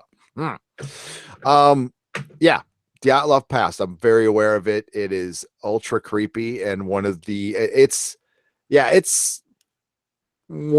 I would say it's in the top 3 of Russian like paranormal events, and there's a lot of good videos on it. Yeah. Now that you said that, the details. Yeah, I remembered it. I couldn't remember the name. And yeah, don't search out the photograph. I mean, like unless you gotta. It's graphic. I'll just say that. God. It's pretty graphic. What they're black and white graphic pictures, but they're graphic. Brother Malachi, $5. Will you ever do another exozone on Ike Eisenhower's granddaughter and her claims that the government attempted to draft her into going into a Mars colony? Brother Malachi, I'm going to answer this one first. I've seen her at Contact in the Desert, and I think she's crazy. She's one of the people I just absolutely do not believe at all. And what turned on my BS meter for her is she just reminded me of like, I hate to say that. I mean, maybe she's telling the truth. I don't know for sure. I just am so not convinced. And the first part of her speech, it sounded okay, but then she started talking like some people I used to hang out with back in my drug days, tweakers. She started to sound a little bit like that to me. I know I know some people might believe her and stuff, but I think she's actually one of those people I like to point out that's bad for the movement, to be honest with you. I have a really hard time believing her. Really, really hard. And it was based on her speech. I've heard her on the radio before and she was way more convincing, but when she was at Contact in the Desert, I had to walk out. I was like, oh man, it was embarrassing. It was bad. Oh my God. I've never seen her, so I couldn't say. I don't have a comment on that. But I've never heard that story, so I don't know that it's gained any traction or anything.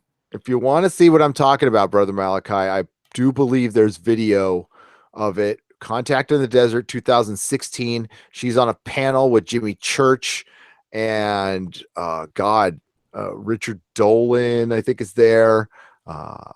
It's a panel of like 5 people. It's during the day, and she starts rambling and getting really strange. And I was just like, God, I didn't pay a bunch of money to hear this. So sorry if I disappointed. I don't mean to, but I try to keep it real. John T. Net, 250 Hong Kong dollars. Thank you for the $5, Brother Malachi. In my humble opinion, the Expanse can find a vast base in Asia. The Wandering Earth has almost doubled Infinity War's total take in China within 2 weeks of release and going strong. There is hunger for good non-US style SJW, no pandering to Chinese sci-fi. And it's called The Wandering Earth. Huh. Oh, and he says that the Expanse can find a vast base in Asia. Yeah, that's good to know, John T. Net. And I bet you they're trying. The Wandering Earth. I'm going to look at that real quick. I tell you what, John T. Net, I'll say it here and I'll say it again. I've said it before. I'll say it again. I think China is changing movies. At first, I thought it was negative. I'll be honest with you, but I think it's actually for the good right now, because I think Hollywood is getting the fact that China doesn't want the SJW stuff at all. And that's why Aquaman was so just like, again, not the greatest movie in the world, but good, and not political in any way, shape, or form. So I think it's actually going to help. Absolutely. That's what I heard. And, that's the beautiful thing about The Expanse. It really is not at all, virtue signaling or SJW. It's simply great characters, well written and convincingly played, where sex and sexual preference and race, none of these things are an issue at all. They're not even on the table. So you do not have to worry about being preached to in the slightest on this show. Oh, this looks cool. Okay, here's the concept for the Wandering Earth, friends. When the sun dies out, the people of Earth build a giant thrusters to move the planet out of orbit and sail it to a new star system. After 2,500 years, young people continue the fight for everyone's survival. So as long as they explain how the Earth can survive without the sun for a little while, probably like some force field that's temporary or something like that. That sounds brilliant. It sounds kind of like a bonkers idea. I like that. Hey, it's playing here, John T. Net. It's playing at the Century Daly City. There's a 9:55 p.m. show and a 10:50 p.m. show. Oh yeah, it's playing in almost every theater in San Francisco. Well, rightly so. We got a ginormous Chinese population here, so it makes sense. Man, I mean, I should check it out. Yeah, it sounds great. Yeah. I liked Battle Angel, folks. I thought it was pretty good. I enjoyed it. Mrs. Nerdrotic enjoyed it. Logan was like, the enemy's better. He's turning into such a freaking teenager. All right. Okay. Again, man, I'm just yakking away here. Let me get to the last couple of super chats, and then we're going to get to the chat. John T. Net, thank you so much. I'm a Fokker, $5. Larson can get the hell out. Go see Battle Angel. It is a must see. It's the Expanse versus STD, but Captain Marvel versus Lita. Yeah, I liked it. I thought it was quite good. And as I was telling Doomcock before the show started, what sold me on it was the girl who played Alita. Her performance comes through the CG so well, and that makes all the difference in the world. It's not really the CG. I mean, like Gollum CG, if you go back and look at it, I mean, it's still great, but it doesn't, it's still CG. It's Andy Serkis. It's his performance that convinces you it's Gollum, Yeah. Yeah. And she does a great job. She is so good at it. And so is Christoph Waltz, who I love. And I like Robert Rodriguez most of the time, not all the time, but thank you. Kilroy was here, $5. I love Venture Brothers. The scene with Dr. Venture introduces Dean to progressive rock is one of my favorite scenes in all the cartoons. I love prog rock. And it's got so many scenes like that. Trek Losifer, $2. I'm here for Doomcock and you too, Gary. Hey, however you're here is cool. Live long and prosper. Thank you, Trek Losifer, you philosopher trekker, you. It's always great to see you. You are also one of my Xanadu mirrors, and I am forever grateful, my friend. Thank you for being here. Archangel 0891, continue to call out STD on its shit. High five from Scotland. High five, digital high five back at you, Archangel, and we will. I will. Sorry, go on. Go ahead. No, I'm sorry. I didn't mean to ever. No, you go on. I was going to say no. Oh yeah, I'm gonna nail that shit every day until they stop it, because this last one that I was describing yesterday before my stream went south and my computer crashed it just keeps getting worse and worse and worse. If any such thing is imaginable, it's true. I mean, it's descended into Lost in Space territory at this point, but Lost in Space was better done. That's how it's degraded. Yeah, I was going to ask you about. I mean, like it's it's like they don't even try now. The plot is just ridiculous. And then they broke on broke out tachyons and quantum field at the end. I was waiting for that. I laughed so hard when they said that. It's tachyon energy. Like Admiral Dumbass came on the bridge and beamed like fucking. She is so dumb. Yeah. Yeah. Yeah, I've hated her for a long time, and then I realized somebody pointed it out in my chat yesterday. It's because she looks like Kathleen Kennedy. She really looks a lot like Kathleen Kennedy. So of course I'm going to have this visceral reaction, other than the fact that she's a complete dumbass. But that's beside the point. You know, it's just, but she's the least of the problems. Look, you know, the writing is just abominable. You know, you've got you've got to watch this thing. You've got to take notes, and you've got to really think. And they bombard you with such a torrential flood of bullshit that to even catch half of it, you have to really just slow down, pause the episode, think for a minute, because they're just throwing it at you at warp speed over and over and over and over and over again. It's just madness, absolute madness. Yeah, it took me forever to catch, like, and maybe I missed something. I missed shit, but I've watched every episode of this damn show. So yep, me too. I'm pretty sure the Terrans were supposed to have a problem with bright light. That's the one biological difference between the Terrans from the Mirror Universe and the humans in the regular whatever Prime Universe, is they have light sensitivity. So no, she doesn't need to be wearing sunglasses all the time, but Emperor Giorgio should have be squinting sometimes, like Lorca did throughout the entire first season and had to put in eye drops and all this stuff. But they don't even keep track of their own canon. No, that's the whole point. So yeah, I might throw my hands up in the air with that shit. It's complete bullshit.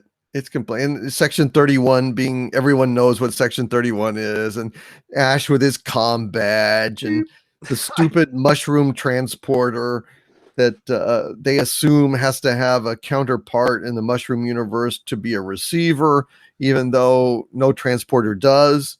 Pad to pad transport is not really, that big a deal. It's not necessary. So why would they assume that? Oh yeah, that's duh. I didn't even bring that up in my video. It's it's not like they have a transporter pad on every freaking planet Kirk beamed down to, and Picard. Yeah, duh. Exactly. I totally forgot that one, but because it comes, like you said, it comes at you so fast. And when you think about it, you're like, wait a minute. And then I was looking at lines, they repeat lines in a bunch of stuff. Anti-Trekker noticed that when the Admiral tells Pike, or Pike goes, so I assume my guest, the liaison, I assume my guest is permanent. And she goes, yes, temporarily. And you're just like, oh, okay. Yeah, it's terrible. It's so bad. So yeah, I'm gonna keep riding that shit. Yep. Because it deserves it, and it needs it. This country has to have that called attention to, or we all get stupider. So there we go. That's the point. And I get asked this a ton, and we had the trolls from last Friday, and they were just trolls. I mean, they weren't saying anything specific. They could have been bots. I have no idea. I honestly don't know how it works. But they just seem to be very non-specific. And every time Mary whacked one down, another one would pop up. So it just was weird. But we get asked all the time, why don't you just not say anything? Why do you care? Because what Doomcock just said, if nobody says anything, and then it will continue. I believe you said it last night. If episode 9 does great, that just signs off that they can pull this shit all the time. Episode 9 cannot do good. No, it's a battle line. I mean, the line must be drawn here, because it's an issue of respect now. It's an issue of, fundamentally, are we just going to be treated like shit? And if we will go see anything that they do, no matter how they treat us, then we deserve to be treated like shit, because that's all we're ever going to get anymore. They will say, look, we can call them racist and sexist and evil and toxic man babies, and say they live in their, parents' basements, and they will come crawling back to see our shit. So they don't even have to try anymore. They will never have to exercise restraint anymore. They will simply keep insulting us until we shut up. And that's what's on the line. Forget about Star Wars. Forget about episode 9 in particular. No company has abused the fans as extremely as Lucasfilm. And if we may go ahead, no matter what they've said, and we go ahead and make episode 9 a success, then every single corporation out there will see that as we've got them. We've got them exactly where we want them. We don't have to try anymore. We'll do whatever the fuck we want. So that's what's on the line. That's it. And yeah. And it goes much deeper than that. Like you said, it's not just episode 9. There is something infiltrating all of our entertainment, video games, comics, everything. And if people don't say anything, it will infiltrate every aspect of our lives. It's infiltrating brands. Like Gillette feels emboldened to make commercials like they did. They should never feel that comfortable. It's like an employee. I know this sounds really hardcore, and it kind of is, but as a boss, you never want your employees feeling 100% comfortable. You don't, because then they start laxing off. And I, at places I worked, I never felt, I always felt like I could get fired. Right. I mean, it would be extreme circumstance, but I could get fired. Sure. And that's what I mean by comfortable. Like they could literally get away with murder. You got to set that standard. We need to do that as fans and setting boundaries with these companies going, you can't have, I know John Campea doesn't work for Star Wars, but he certainly does work for Star Wars, like does individual stuff for them. And quite possibly, well, he's a shill. I mean, but I don't know for a fact if he gets paid by them, but he gets tons of access. And then he comes out and calls Star Wars fans cousin humpers and basement dwellers, and deletes a tweet later, but that's after Jeremy screenshotted it in EVS and we talked about it, and that's the kind of shit we're talking about. It's even if he's loosely affiliated, he felt completely free to say that. And then when checked on it, he said, I stand by it. I just wanted to make a video about it. That's why I took it off Twitter. Okay. I haven't seen his video yet, but no, I don't watch him. What a jackass, and you don't see Doomcock, you don't see Midnight's Edge. I don't see Jeff for sure, or Jeremy go after people who like Star Wars. I haven't heard them or any of them throw insults out at people. I've heard NPCs, SJWs, that's a broad term, but I haven't heard right, you stupid nerd basement dweller, especially a fellow nerd calling another nerd a basement dweller. That one kind of stuck with me, cousin humper, whatever. But basement dweller, it's like, we used to get thrown that shit quite a bit. So to hear it from you, and obviously it makes me think he's kind of a poser to say that. Yeah, he's not really a sincere. He's not of the geek tribe. Nope. Because a fellow geek would not say that. I wouldn't, no, not that kind of shit. I mean, and the reason I despise people as a group that like Star Trek Discovery is because they're not real Star Trek fans. They're just polluting the fandom. Yeah, they're not. I totally agree. Venture and Expanse, both great shows, great YouTube channel. I love Scotch. I love Scotch. Scotch. I love Scotch too. I love Scotch too. I had a little bit tonight, as a matter of fact. Good for you. Ron Burgundy likes Scotch too. $25 for I Love Scotch. Damn. Tim Riggs, Gary, the last 6 weeks. Wow. Tim Riggs, $10. And thank you again. I Love Scotch.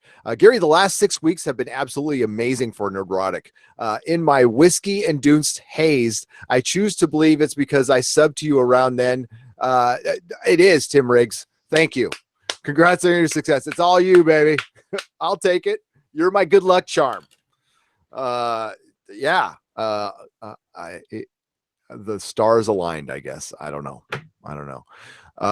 Congrats, Gary. Keep up the good work, my friend. Hail, the King of Scotland. Hail to you. You're brilliant, my friend. You have some good tweets, some great insights on Doomcock's channel, on I think I've seen Midnight's Edge channel. I've seen you're good. You're good. Oh yeah. We got King of Scotland and Hail from Scotland. Oh, brilliant. Brother Malachi, $2. No love for Kelly Hopkinsville Goblins. Always love. Okay.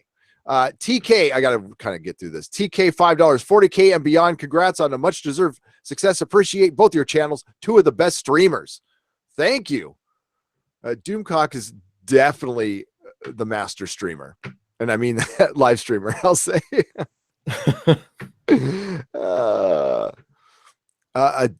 Thank you, TK. It's great to see you. $5, brother Malachi. $2. Dyatlov past Exozone. We could do that. We could definitely do that. Thank you for the $2. Oh yeah, Mr. Roboto, you talking about Chernobyl, the place? Chernobyl, the place. White men. Yeah, right, Mr. Roboto. Yeah, well, yeah, it got a lot of people. But plants grew great in two-headed rabbits and shit. Tim Riggs, $5. You know, it's a waste of time when they start throwing the word quantum around. Bad writers think it magically makes anything science-y. Yes. Brother Malachi, totally. And maybe they thought, it's the last episode, they tried to throw a lot of Trek babble at us. all the time. That's an They're interesting. so desperate. They are. Brother Malachi, $5. Doomcock, could you do me a favor and do for me old school late V Tines telegram for my dear Tina Beebe from me? What's a V Tines telegram? I don't know what I don't know. What is that? Like the letter V. I'm going to look it up. Maybe I'm just reading it wrong, possibly. Like a telegram, like somebody comes up. Did people used to come up and read telegrams like back in the day? Yeah, I guess they did. What is it that Brother Malachi is asking for? Malachi was asking for Doomcock. Could you do me a favor and do me an old school, and then in parentheses, late V Tines, Tines, telegram for my dear Tina Beebe for me? Oh, very well. Let's see. Got a telegram for Tina Beebe. Tina Beebe. Hello, Tina. This is a late Valentine's Day telegram from Brother Malachi. And Brother Malachi wants to say to you, you are the light of his life. You light up our days and fill our lives with song. And so, Tina Beebe, happy Valentine's Day to you from Brother Malachi. Ta-da. Because it was a singing telegram, I guess. Ah, gotcha. Ta-da. There we go. You know, he'd been busy. He'd been all over the city on his bike. So he's cool. kind of winded. He didn't actually sing it. He just went ta-da and then held out his hand for a tip. You know, that's how it works. I hope he got Hope that worked. I don't know. it. It works Never for me. done a telegram before. Stop. I should have said stop. Yes. Hey, Mac, you got a telegram. Drunken Atheist Studio, $5. Hi, new to this channel. Someone told me a bit back you guys discussed my video. Gal Gadot is no SJW. If that's true, thanks. I believe I discussed it on a live stream. God, it was when I was on a Captain Marvel rant. Because Gal Gadot was great on her press tour for Wonder Woman, and she is a classy lady and was asked all kinds of trap questions, and she answered them all perfectly, because that's what those questions are. You know, Brie is answering the trap questions that you could just not answer. You can go, that's so interesting. I really have no, opinion on that. It's easy to say that shit. There, I just said it. Gal Gadot is that's why she won a lot of people. She won over a lot of people by being herself. Simply, she's pretty cool. Plus, she was actually in the military. She's Israeli. Yeah, she was. Yeah, so she's the real deal. She's the real deal. Marcus Jose for $2. The line must be drawn here. This far, no further. You do it much better than I do. The line must be drawn here. This far, no further. There you go. Okay, Captain Ahab. Sorry. Silhouetted animator, $2. John Campia needs a wedgie. He really does. Something. Thank you for the $2 silhouetted animator. Marcus Jose, Mr. Roboto, $2. Does Amazon do streaming yet or Hulu? Amazon streams. Yes, they have Amazon Prime, and yes. Amazon it's very good. It's the second best next to Netflix. Michael Deitze, how bad was STD before the reshoots? I don't know. That is the thing. These last 5 episodes are the best that they can do. These 5 episodes are the ones that they reshot extensively. So they worked hard on it. They studied on it in a kind of Sling Bladian kind of way. And this was the best way that they could come up with. That's it. That's as good as it gets, folks. Yep. That is the tripe that they fix. Great job, guys. Keep giving the hacks hell. We will. Okay, off to the chat here. Where did you go? There it went. And this will we'll go for a little while longer, but yeah, this can't be like the super duper long streams because I've got a video to finish and I've got to sleep, and so does Doomcock. Yes. Gadot was also smart enough not to get baited into the SJW tangent. Yes, especially when she had her co-star, what's his face, who played Flash, kept on trying to get her in an interview to say down with the patriarchy, and she just wouldn't say it. She's like, no, I'm not going to say that. How the fuck did he do that? Oh, how was he like doing that? Was he holding up a cracker and saying down with the patriarchy, down with the patriarchy? He actually you do that, you were doing the voice. He sounded like that. That's what he looked like. He was on ecstasy, or MDMA or whatever it's called, some euphoria drug. And he's like, come on, just say it, down with the patriarchy. You know, I want to say it.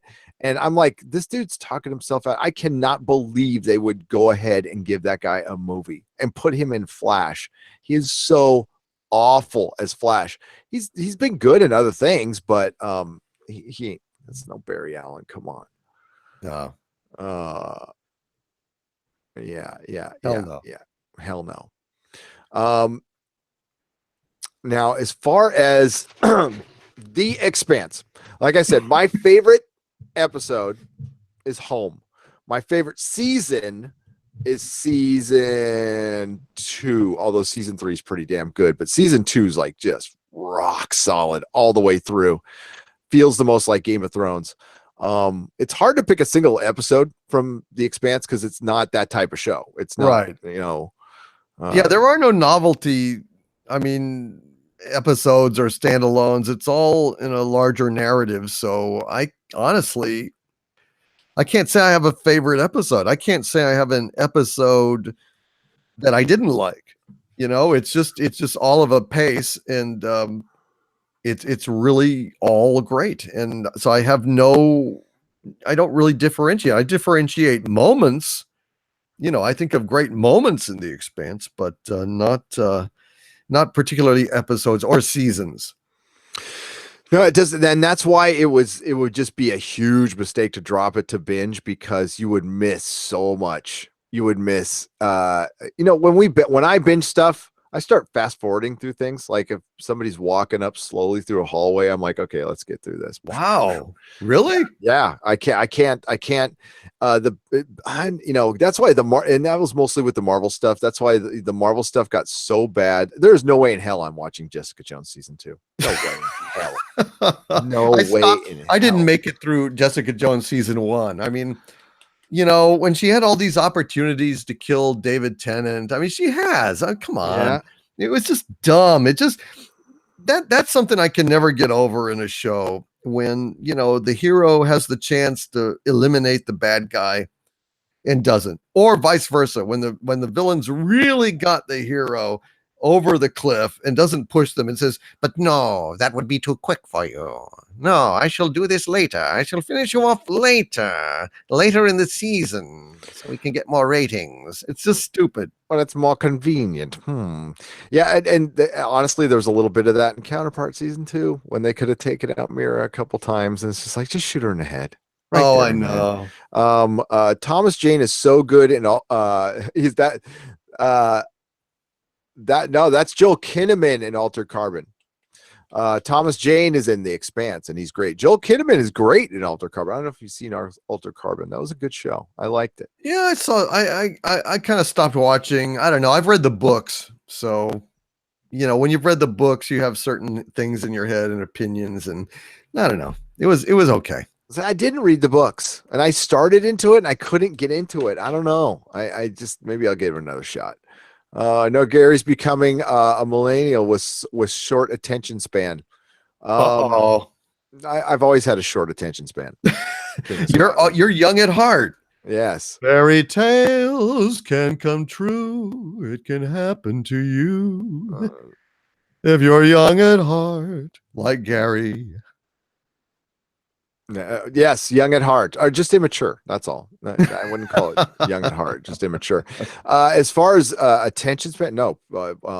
I admitted it in my last Star Trek Discovery review that Captain Pike was giving some kind of speech, and I couldn't take my goddamn eyes off of this decorative lighting that was on the bridge that was blinking at me the whole time. I'm like, what the fuck is that? And I couldn't listen. I couldn't hear what he said because I'm like, why is there decorative lights on the bridge of a starship? And then I started tripping on it a little bit. So, well, it was Christmas. What are you, a Grinch? it was. Oh, They should Christmas. It must have been, you know. We could pinky swear over Christmas presents on the bridge of the Enterprise. God almighty, it's so fucking stupid. I mean, you know, when they have, God, when Tilly's holding that stupid thing and they're like saying, you know, oh, you've got to be very precise with this, or it's gonna like destroy the whole ship or whatever. You know, when she's got the big meteor like hovering on the shuttle deck. And it's like, well, then why don't you have it mounted on a precision arm and have a robotic, probe actually, without shaking? And she just raises it up and she's and just like, because, the power of math. Yes. And they're so fucking stupid. Like Mikey Spock, when she beamed down in the episode before, remember?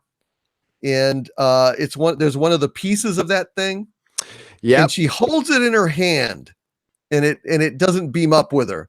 Yep. Well, that's stupid because it doesn't beam up with her. And it's also stupid because later on they decide, hey, this stuff is really heavy and it crushes, like a little piece of it crushes like this steel utility table because it's so dense. But Mikey Spock just kind of holds it like it was a piece of that bastard charcoal. You know, that bastard fuel looks just like charcoal, smells just like charcoal. I say it's charcoal because it quacks like a duck. Mm-hmm. So, it's just so stupid. It is. It can't keep track of its own stuff. And the Expanse will do stuff interesting. You know what? If Star Trek Discovery could have done that, and they even listen, the whole flaky spore things flying around, that looks like the proto molecule, and that's not an accident. Okay.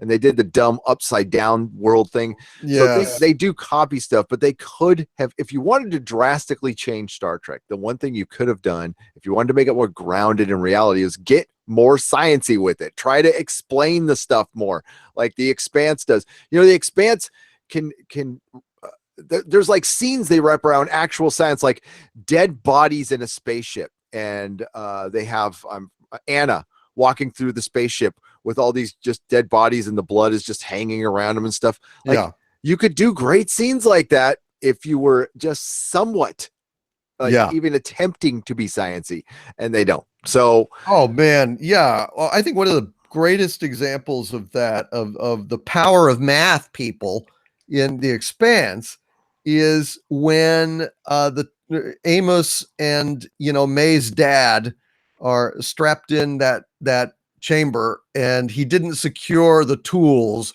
and as they're maneuvering around, those tools are flying like deadly missiles inside that chamber. That was fucking amazing. That was great. That was brilliant.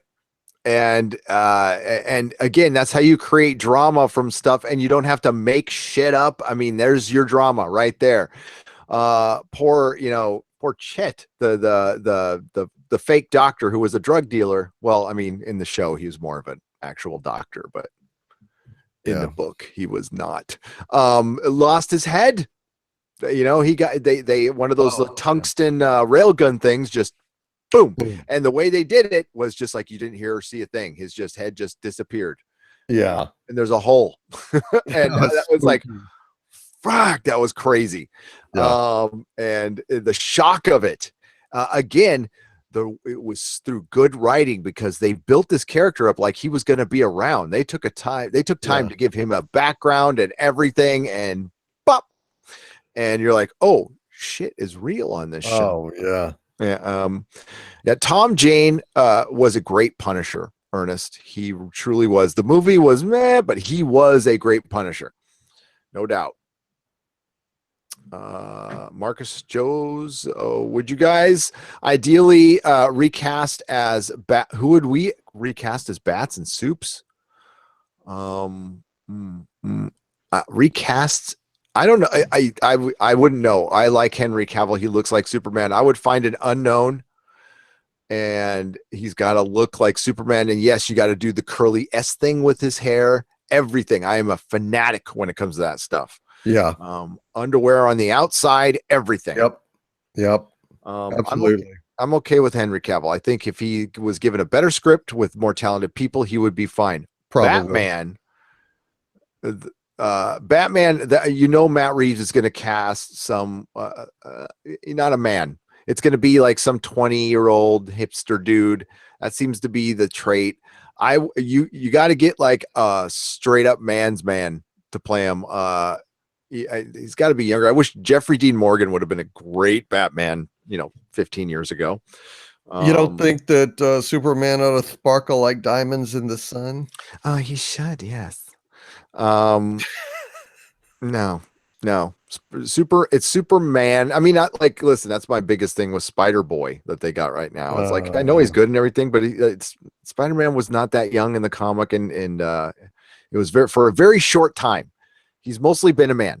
So Batman, John Hamm, I kind of like his look. I don't know how he would do in a Superman or Batman situation, but remember, Batman is Batman. Bruce Wayne is the costume. So yeah, I think John Hamm looks very much like Batman drawn by Brian Ballard. Yes. In The Killing Joke, he looks exactly like John Hamm. Yes. And I would can you see it in your head? Like particular shots where he looks just like John Hamm. He's got I don't know. I didn't watch Mad Men, so I don't know if John Hamm has. I've heard his voiceover. I've heard his voiceover in Legion, and he sounds like he could do it to me. So I think Thomas Jane would be a great Batman. Ooh, if he yoked up again, I think you're right. Or hell, they can. I mean, fuck. I mean, Michael Keaton doesn't have muscles, and he has no chin even. Yeah. So they could definitely just kind of, pat out the suit a little bit. I mean, and Batman doesn't necessarily have to be huge. I mean, he's also an athlete, a gymnast. Just athletic. That's all. But like straight up, this is my choice for. Yeah, I could look at this guy now, and that's Bruce Wayne. Yeah, you can see the way that his chin, like the lines go up his face, just like Brian Ballard's Batman. That's Bruce Wayne right there. Superman, though, you guys would have to throw out suggestions because, I don't. Henry Cavill really looks like Superman. He does. He does. But now he's going to be Witcher, even though he does have kind of a butt chin, but that's okay. That's okay. I don't mind that. That's kind of what Superman has too. You got to have the big old chin. God, you hear freaking, I keep hearing that. Oh God. They want to cast, the rumor of Harry Potter getting cast as Wolverine is awful. I just saw Daniel Radcliffe. Oh, that's hilarious. Do you hate it when that's not going to happen? No. Oh, hell no. You would just watch the Marvel universe. No way. That'd be the biggest mistake. I would clown that every single day. Oh yeah. I got to get to the regular chat because I just saw Jeremy. Maybe that was from a million years ago though. I'm way behind in the chat. Oh, sorry, I missed what you said, Jeremy. Batman has to be able to convincingly appear to be Olympic level, right? Yes. He doesn't have to be yoked up. But the thing about Batman is I don't like it when he wears armor or anything. Batman should be able to kill 72 ninjas butt-ass naked with his little Batwing flopping around and then kill them with his bare hands. Not kill them, and disable them. Knock them out. Okay. Yeah. Yes. He is the peak human Okay, that's why he's Batman. He outthinks everybody. So we'll go for a few minutes here. So I let poor Doomcock go. He's been running. It's his armor. His armor keeps him going. People. He actually doesn't sleep. He might take a little Doom nap once in a while, but the robots don't build themselves. The That's underground base needs to be maintained. Got a lot to do. Yeah. Gal Gadot is very gorgeous, but classy. That's one thing I like about her. She was fabulous as Wonder Woman. She was amazing. I never thought I'd see anybody but Linda Carter as Wonder Woman, and now I can Gal Gadot as Wonder Woman. Yeah. And that's what so many people, and I honestly don't care, and I know you don't either, but the people who say we're just part of some hate mob or anything don't even look at the other stuff on our channel. And whatever. No, they don't. They're not interested. They're not engaged. Stephen Klein, I did say that. I did see that. So did you guys see the article that CBS claims that they had the CBS All Access hit 8 million subscribers? I did. It came out on Valentine's Day. That's a lie. It's a lie. They're lying to their shareholders. So what they're counting, it's not necessarily a lie, Stephen. What they're counting is the free week they were giving out, and they also included the Super Bowl. And if you look at how many people watched the Super Bowl and the fact that they only got 8 million subscribers when they were offering a free week for that time, it's kind of pathetic. They said they're 2 years ahead of their goal. They want to have 20 million by 2022. They will never hit that. And you know what? 20 million subs, you know who they have to compete with? Netflix. You know how many subs Netflix has? 140 million. 140 million. And Netflix doesn't make money. You know that, right? Wow. They don't. They are still in the red. Now that could be some funky mechanics. What their money is based on is their value. They're really valuable. Now, if they did things differently, they would. Like they've been spending, 500 scripted shows this year. Last year, maybe they started making money this year, but I remember like 2 years ago they were in the red still. Wow. So they're still in the growing stage. They still have investor money. You know who has all the money in the world? Jeff Bezos. Amazon Prime. Amazon Prime can all they have to do is wait it out and spend everybody to death. I watched an episode of Quantum Leap last night, and I have that song stuck in my head. Sorry. I never watched much. No, that's all right. Quantum Leap was good. Okay, I'm going way to the bottom here. Okay. Any thoughts on Doom Patrol? Doug Nelson, I got to watch it. That's my thought. I'm going to give a review tomorrow in the Nooner of the first episode. Divorce will cost him some money. Oh, yes. All right. Okay, I'm going to wrap it up here. I said I would do 2 hours. I'm sorry I didn't get to the chat more. Let me make sure I didn't miss any super chats. Sorry, Doomcock. Oh, no.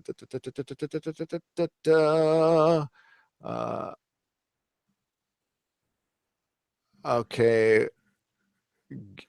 All right, Mr. Roboto, $2 instead of bone claws, wand claws. Right. Very good.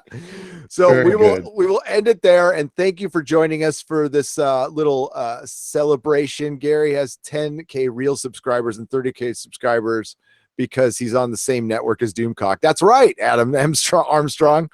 That's exactly it. That's how they do their math. Hey, I'm on the same network as PewDiePie, so I get some of his views, right? Can I count some of that too? Sure, why not? And Jashar, thank you.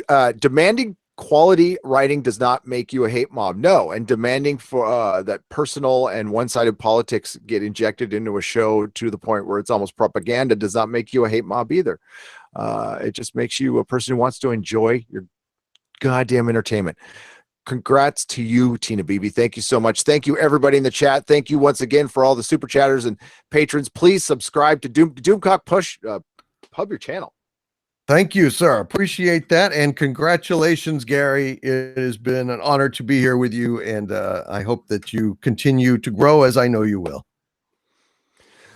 Thank you. And subscribe to Doomcock. And we're going to really get something going with that. I want to try to get a subscribe to Doomcock. You know, PewDiePie gets away with it for T-Series. We need to maybe invent a fake channel to, like, I don't know, for you to compete with, and then we can pump up your subs like PewDiePie. King Tut curse on Exozone. I saw his remains once. Oh, really? Brother Malachi. Ooh, that's interesting. Yeah, we could definitely talk about that. We could also talk about how that guy might have faked everything. Right. Yeah, there's a good argument for that. So that's a great subject, Brother Malachi. Thank you for $5 super chat. Everybody saying hail Doomcock. And hail to you all. Good night, everybody. And watch The Expanse. And as soon as it comes out, and as soon as we know stuff, we will let you know when our recaps will be. They will be on Doomcock's channel. Good night, everybody. Good night, guys.